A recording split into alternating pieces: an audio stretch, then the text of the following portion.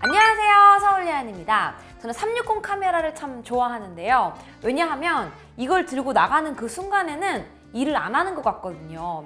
뷰파인더를 보면서 집중하고 촬영할 일도 없고 타이밍 맞게 셔터를 누를 필요도 없잖아요. 그냥 잘 거치해두거나 잘 들고 있으면 됩니다. 리뷰를 통해 꾸준히 360 카메라의 장점을 소개하고 있는데요. 이번에는 DJI에서 처음으로 360 카메라 시장에 도전장을 냈습니다. 그동안 꾸준히 사용해본 360 카메라 경험을 토대로 DJI가 어떤 차별화된 포인트를 갖고 있는지 소개하도록 할게요. 일단 디자인부터 차별화는 확실히 됩니다. 어느새 제 머릿속에도 360 카메라는 세로로 긴 형태의 디스플레이도 세로 방향으로 쓰는 걸로 자리 잡고 있었거든요. 그런데 오즈모 360은 좀 더 정사각형에 가까운 디자인을 갖고 있어요. 그래서 디스플레이는 가로 형태로 되어 있습니다. 촬영하고 나서 바로 본체에서 리뷰할 때 360도 전체를 좌우로 돌려볼 일이 많거든요. 덕분에 가로 방향으로 넓게 확인할 수 있어서 이 부분은 실제 사용할 때 좀 더 편했습니다. 그리고 360 카메라를 액션캠처럼 한쪽 방향의 카메라만 사용할 때도 종종 있거든요. 이때도 기존에 사용하던 액션캠처럼 가로로 전체 앵글을 꽉 채워서 모니터링 할 수 있기 때문에 아무래도 가로가 좀 더 사용하기에 자연스럽겠다는 생각이 들었어요.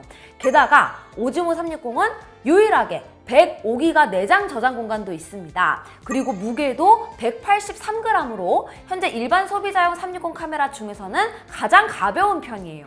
덕분에 다소 긴 셀피본과 함께 거치해야 하는 상황에서도 조금이라도 안정감 있게 고정할 수 있었습니다. 오즈모 360은 파노라마 모드에서 최대 8K 50프레임 촬영을 지원하고요. 단일 렌즈 모드, 그러니까 액션캠처럼 한쪽 방향의 카메라만 사용할 때는 5K 60프레임을 지원합니다. 이번 후기를 위해서 테스트하는 동안에는 8K 30프레임, 10비트 디로그 M으로 촬영을 했는데요. 일단 촬영된 원본을 보면 디로그 M이라서 일반적으로 우리가 보는 로그 프로파일보다는 컬러 정보가 많은 것을 볼 수 있습니다. 경쟁사 제품들이 전부 컬러 뎁스가 8비트에 머물고 있는데 10비트 컬러 표현이 가능하다 보니까 명부와 안부 모두 개조 확보가 잘 되고 간단히 렉 709 럼만 넣고 노출만 조절해도 컬러 복원이 아주 잘 돼요. 제가 계속해서 오즈모 360으로 촬영된 영상을 보여드리고 있는데요. 360 카메라라는 점을 고려했을 때 화질이 정말 좋은 편이거든요.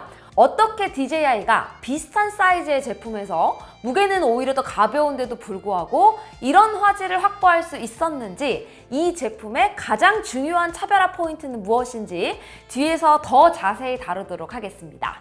배터리 사용 시간은 가장 자주 사용하게 될 8K 30프레임 촬영에서 100분 이상 촬영할 수 있었는데요. 경쟁사 대비 약 10분 이상 더 긴 사용 시간입니다. 360 카메라는 긴 테이크 촬영이 기본이라서 배터리 사용 시간이 조금이라도 길다는 게 실제로 사용할 때 더 크게 체감되는 장점이거든요.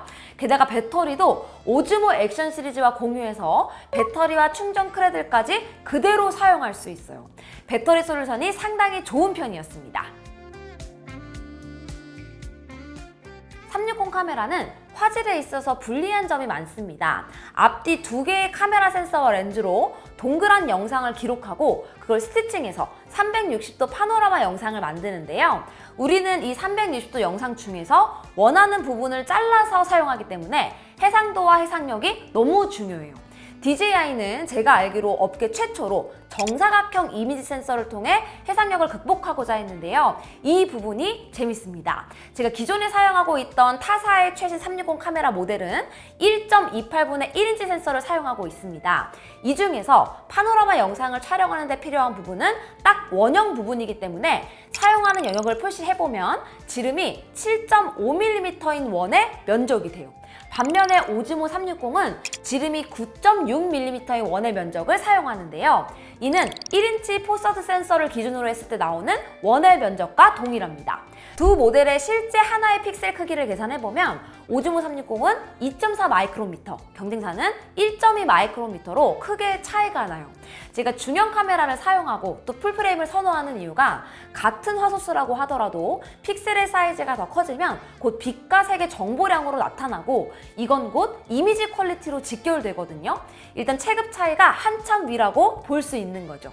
여기에 f1.9의 밝은 조리개도 센서로 들어오는 빛의 양을 증가시키는 데 일조합니다. 그래서 주관은 물론이고 저조도에서도 극단적인 노출 차이를 자연스럽게 소화하는 모습이 인상적이에요. 이게 전부가 아니라 DJI는 여기서 한 가지 더 재밌는 아이디어를 냈습니다. 센서 좌우로 사용하지 않는 영역을 잘라버렸어요. 이게 무슨 의미가 있냐?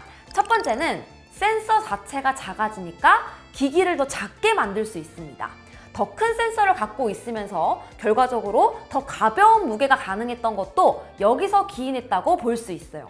두 번째로 더 중요한 점은 센서의 불필요한 부분이 없어지면서 전력 소모가 줄어들게 되고 발열도 없어진 만큼 더 줄어들게 됩니다. 이건 배터리 사용 시간과 직결되고 또 과열로 인한 녹화 중단이나 센서 열화도 줄일 수 있는 거예요. 앞에서 촬영 시간이 100분을 넘겼다고 했잖아요. 센서의 불필요한 부분을 잘라낸 것이 결정적이었습니다. 즉, DJI는 결과적으로 사용하는 센서의 영역을 최대화하면서도 센서의 비효율은 줄여서 화질은 높이고 전력 소모는 줄이는 정말로 두 마리 토끼를 다 잡을 수 있는 방법을 찾아냈다고 볼 수 있습니다.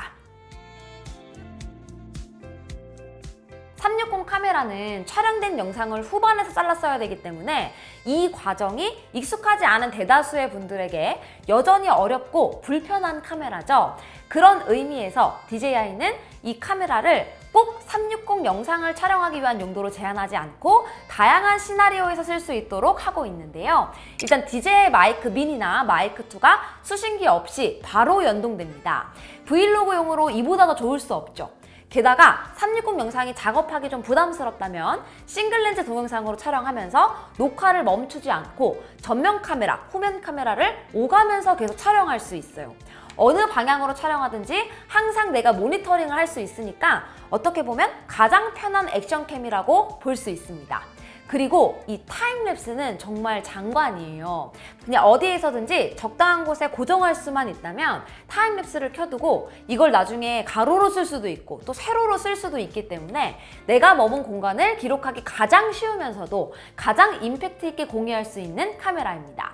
이 외에도 많이 알려져 있는 볼텍스 모드나 360도 사진을 이용해서 타이니 플래닛 같은 효과로 이목을 끄는 사진을 SNS를 통해 공유할 수도 있으니까 나는 360도 카메라 필요 없어 라기보다 스마트폰 외에 다른 방식으로 일상이나 여행을 좀 더 재미있게 남기고 싶은 모든 분들에게 다양한 방식으로 써먹을 수 있는 카메라가 아닐까 싶습니다. 여러분, 경쟁은 무조건 좋은 거 아시죠? DJI에서 오즈모 360으로 360 카메라 시장에 큰 거 한 방을 날릴 것은 분명한데요. 앞으로 이 시장이 건전한 경쟁을 통해 더 커지고 많은 분들이 360 카메라를 쓰고 그래서 제품은 더 좋아지고 이렇게 되면 좋겠습니다. 궁금한 점 남겨주시고요. 그럼 저는 또 다음 영상에서 인사드릴게요. 안녕히 계세요. 끝! 타임스퀘어 앞에서 이거 두고 이렇게 찍는데 뭔가 되게 창피하더라고요. 그래도 결과물을 보니까 역시 남는 건 사진과 영상뿐이구나 이런 생각이 들어서 괜찮았습니다. 창피함은 잠깐이니까요.